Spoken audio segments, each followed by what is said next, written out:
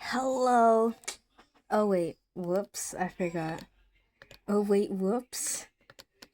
My mistake. Wait. Yeah, so here, this is one of my drawings. I barely even finished it.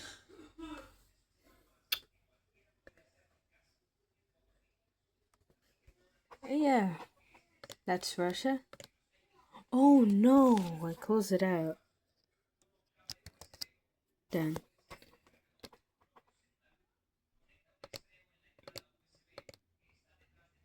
Yeah, I don't know how it actually.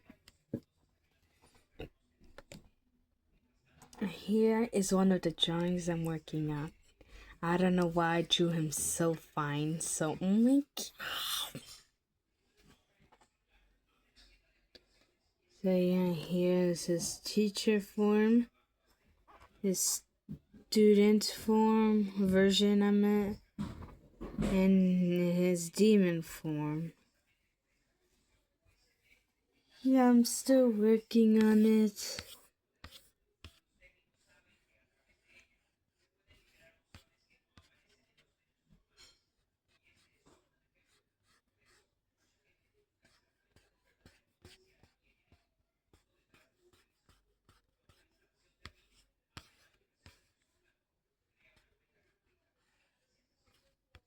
Yeah, I'm still, I don't know.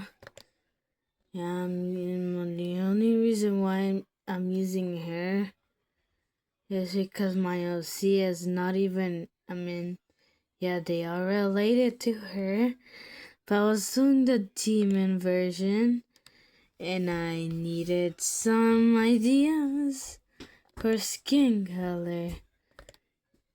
Oh yeah, and I was listening to it. This is the... This is a national emergency. Oh yeah, and the original sound, it's the American alarm of nuclear weapon. I'm also working on this, but I just quit it, and yeah, I don't know why it doesn't loop.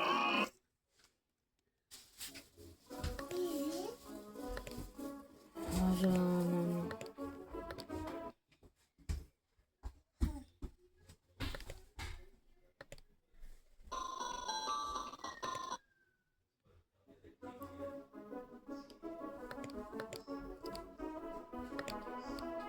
Yeah, just watch me draw while family drama's happening.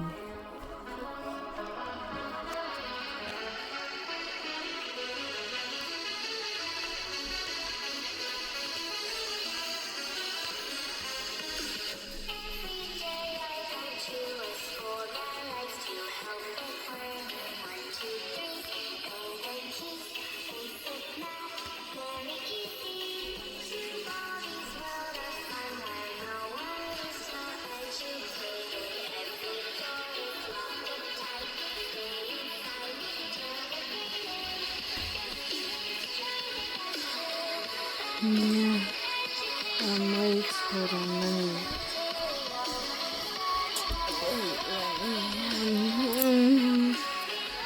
Oh, no, I am not drunk. Oh, yeah.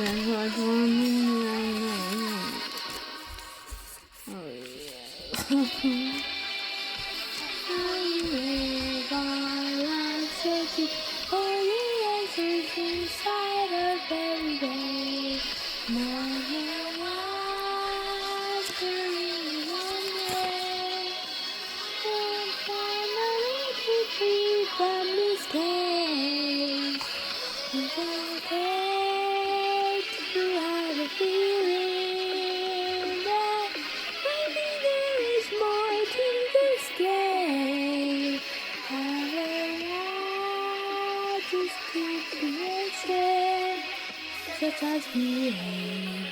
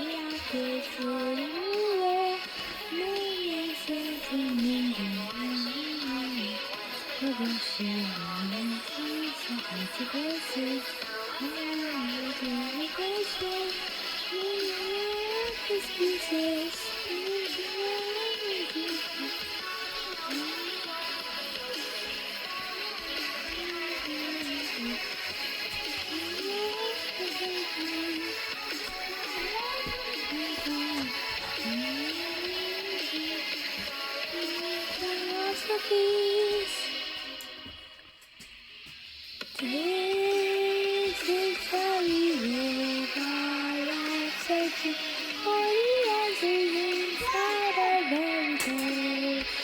I believe one day we'll finally be free from this cage.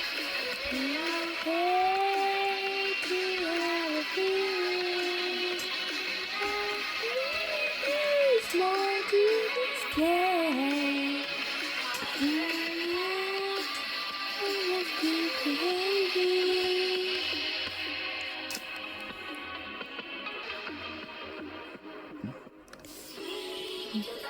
Oh, sacrifices.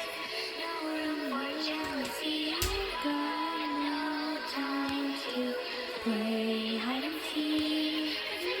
Usually find me. Keep behaving.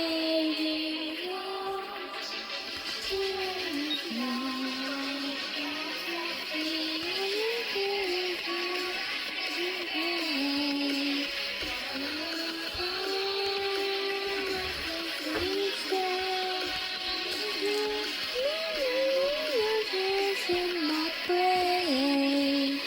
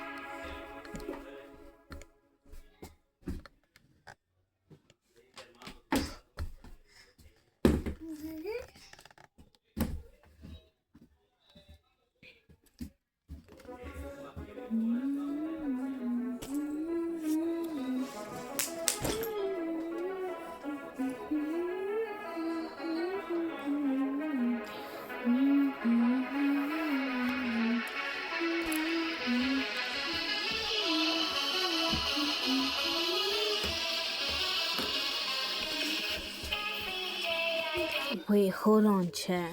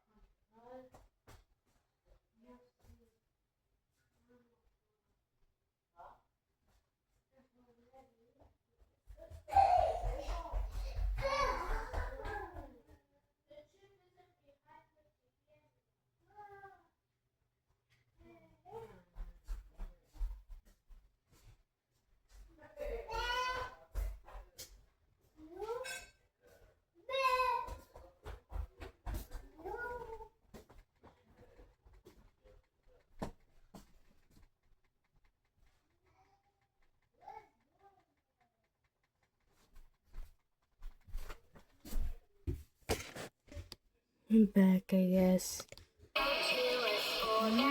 To have a journey magically to the right, peace of mind, very easy to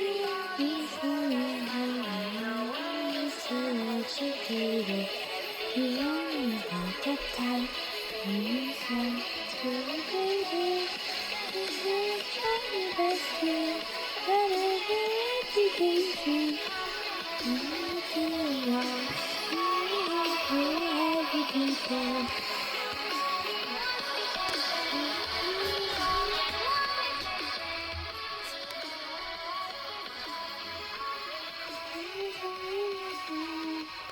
Wait, hold on, let me come back. Sorry for the long wait. Okay, let's start.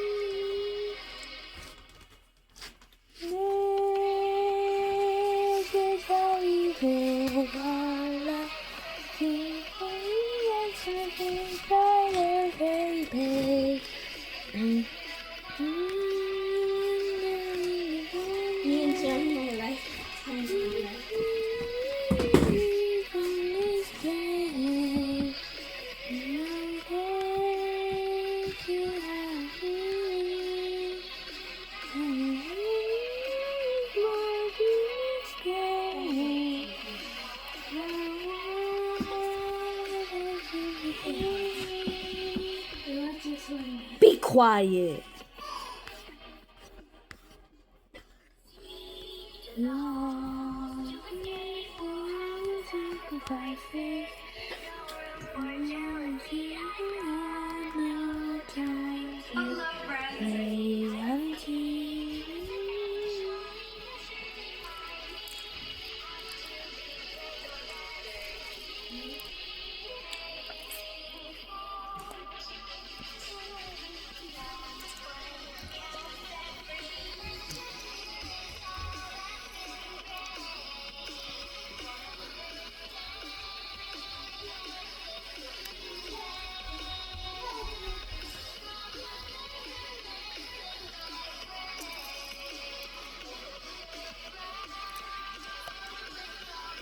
A tired woman walked into the small, smoky hut of a witch doctor, her face worn down by fear and exhaustion.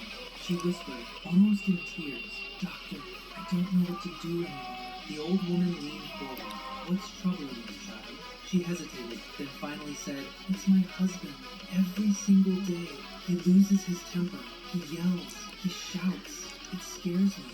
I walk on eggshells in my own house." The witch doctor studied her face. Not with pity, but with ancient knowing. Then she smiled. "Don't worry, I have a simple cure." The woman leaned in desperately. "Please, tell me." The old healer went to the corner, filled a wooden cup with water, and said, "Whenever your husband starts to get angry, go to the kitchen. Pour yourself a glass of water. Take a big sip, but don't swallow it. Just hold it in your mouth. Swish it slowly. Keep swishing until he calms down or leaves the room." The The woman looked confused. That's it? The witch doctor nodded slowly. That's it. The rest, our ancestors will handle. The woman took the advice and left. 2 weeks later, she returned to the hut, brighter, smiling, almost unrecognizable. Doctor, you're a genius. Every time my husband started to raise his voice, I did what you said. I filled a glass of water, took a sip, and just swished. And guess what? He calmed down every single time. It worked like magic. Then she leaned in, eyes sparkling with curiosity. But please, tell me, how did that simple water fix everything? The witch doctor leaned back, smirked, and with a twinkle in her eye whispered, the water did nothing. What worked was keeping your mouth shut. Because anger feeds on anger, but silence starves it. A tired woman walked into the small, smoky hut of the witch doctor. Her At Thanksgiving, my uncle joked, he'll probably ask for leftovers. I just laughed. Then my sister's boyfriend walked in, saw me, and froze. He whispered, that's him, pulled up his phone, and my hand dropped her fork. I'm the family disappointed.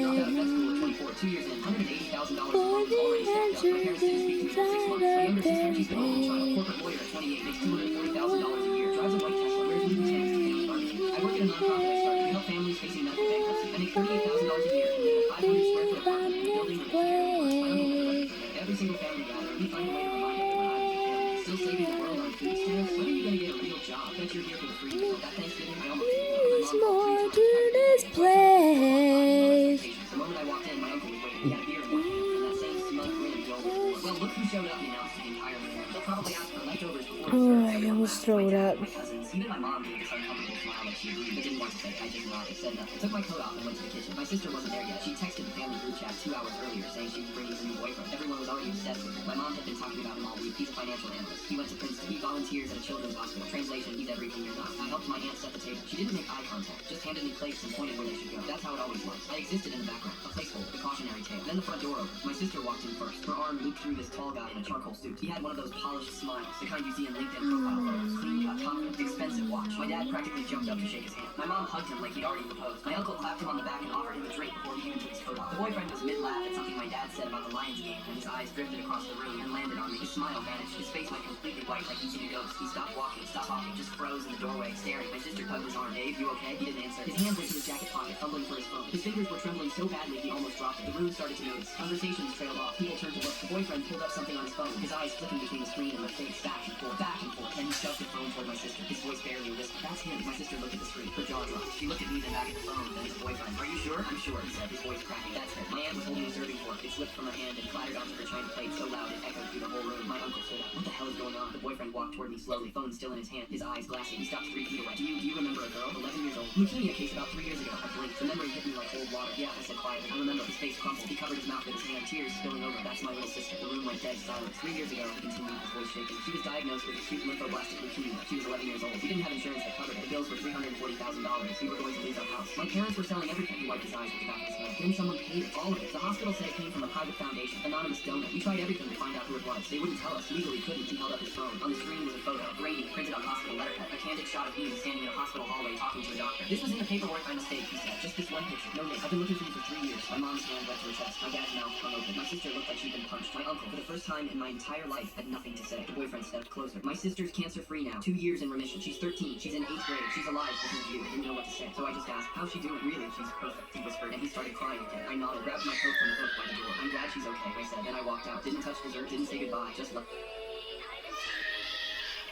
At Thanksgiving, my uncle joked, he'll probably ask for leftovers. Yeah, no, he's blowing as hell. So pride. So this is how much I've done so far. So pride.